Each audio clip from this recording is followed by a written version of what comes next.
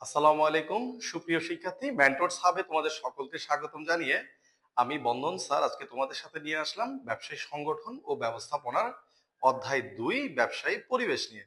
চলো ব্যবসায়ী পরিবেশ নিয়ে আমরা একটু আলোচনা করি। ব্যবসা পরিবেশ বলতে অ্যাকচুয়ালি আমরা কি বুঝি? আমরা ঠিক ছোটবেলা থেকেই আমরা পরিবেশ সম্পর্কে সবাই অবগত আছি।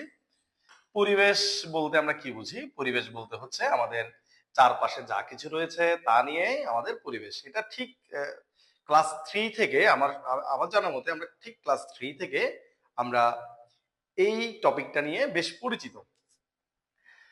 এখন আমাদের ইন্টারমিডিয়েটে ব্যবসা সংগঠন ও ব্যবস্থাপনার অধ্যায় ২ অর্থাৎ দ্বিতীয় অধ্যায়ে আমরা যে টপিকটা নিয়ে পড়ি সেটা হচ্ছে ব্যবসায় পরিবেশ।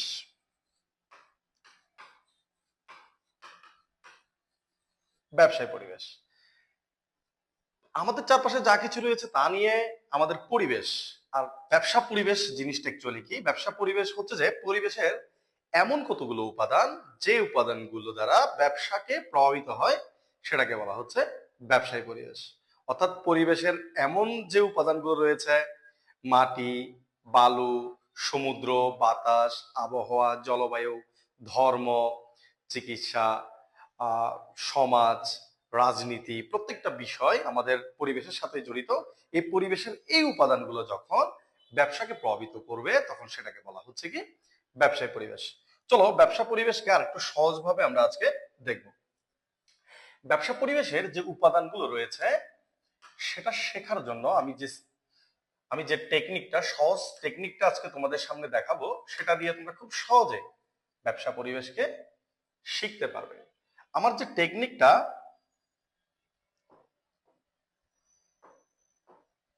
আমি তোমাদেরকে একটু দেখাবো সেটা হচ্ছে, ধরো এই হচ্ছে আমার টেকনিক ব্যবসা পরিবেশের উপাদান শেখার জন্য।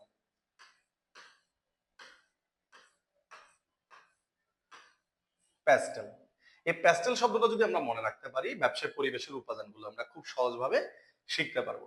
এখানে আমরা যদি দেখি পি দিয়ে, যদি আমরা দেখি পি দিয়ে হচ্ছে পলিটিক্যাল। পলিটিক্যাল পলিটিক্যাল বলতে আমরা কি বুঝি? রাজনৈতিক পরিবেশ।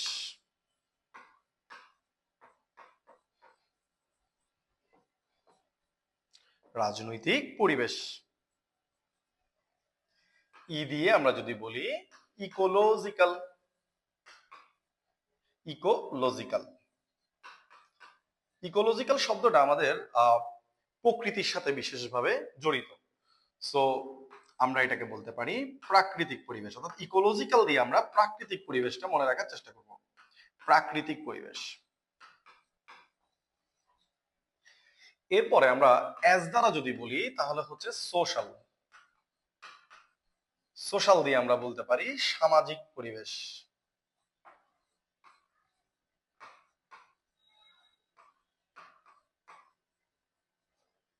এরপরে আছে আমাদের কি টি।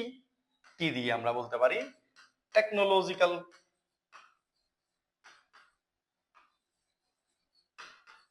টেকনোলজিক্যাল বা প্রযুক্তিগত পরিবেশ।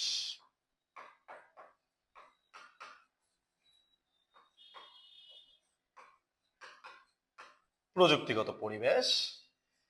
ই দিয়ে আমরা আরো একটা পাই সেটা হচ্ছে ইকোনমিক্যাল। ইকোনমিক্যাল বা অর্থনৈতিক পরিবেশ।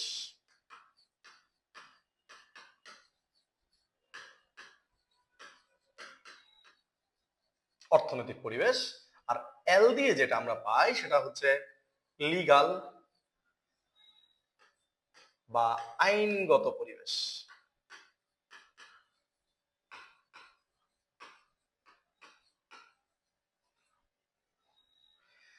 তাহলে আমরা যদি একটু নাম্বারিং করে দেখি আমরা পরিবেশের কটা উপাদান পেয়ে গেলাম। আমরা পরিবেশের উপাদানগুলো যদি একটু নাম্বার করার চেষ্টা করি, ১ পলিটিক্যাল পরিবেশ বা রাজনৈতিক পরিবেশ, ২ ইকোলজিক্যাল। ইকোলজিক্যাল দিয়ে আমরা মনে রাখার চেষ্টা করব প্রাকৃতিক পরিবেশ, ৩ সোশ্যাল। সোশ্যাল দিয়ে আমরা মাথায় রাখার চেষ্টা করব সামাজিক পরিবেশ, ৪ টেকনোলজিক্যাল। টেকনোলজিক্যাল দিয়ে আমরা মাথায় রাখার চেষ্টা করব প্রযুক্তিগত পরিবেশ। 5 ইকোনমিক্যাল, ইকোনমিক্যাল দিয়ে আমরা মাথায় রাখার চেষ্টা করব অর্থনৈতিক পরিবেশ। 6 লিগাল, লিগাল দিয়ে আমরা মাথায় রাখার চেষ্টা করব আইনগত পরিবেশ। তাহলে পরিবেশের উপাদান কয়টা? পরিবেশের উপাদান হচ্ছে 6টা। এই 6টা পরিবেশের উপাদান ব্যবসাকে প্রভাবিত করে বিধায় এই 6টা পরিবেশের উপাদানকে বলা হয় ব্যবসায়ী পরিবেশ। তাহলে যদি প্রশ্ন আসে ব্যবসায় পরিবেশের উপাদান কয়টি? ব্যবসায় পরিবেশের উপাদান হচ্ছে 6টি। এই 6টা। এখন চলো আমরা একটু প্রথম থেকে আলোচনা করি। পলিটিক্যাল যে পরিবেশ বা রাজনৈতিক পরিবেশ, এটা অ্যাকচুয়ালি কি? একটা দেশের সরকার, সার্বভৌমত্ব, আন্তর্জাতিক সম্পর্ক, এগুলো হচ্ছে একটা দেশের রাজনৈতিক পরিবেশের মধ্যে অন্তর্গত। ভোট, এই সমস্ত বিষয়গুলো হচ্ছে রাজনৈতিক পরিবেশের অন্তর্গত।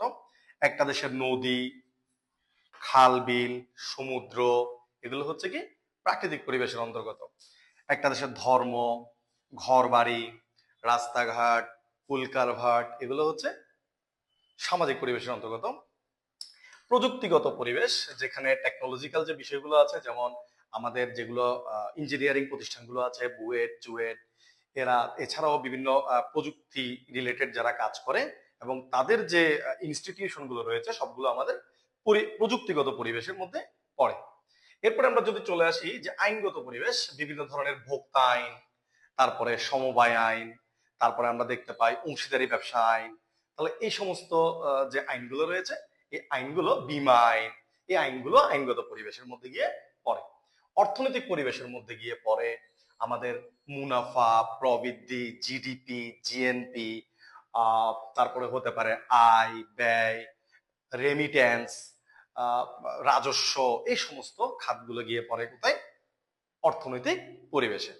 আশা করি আমরা সবাই ব্যবসায়িক পরিবেশ নিয়ে একটা ধারণা পেয়ে গেলাম। সবাইকে মেন্টরস হাবে স্বাগতম। সালাম আলাইকুম।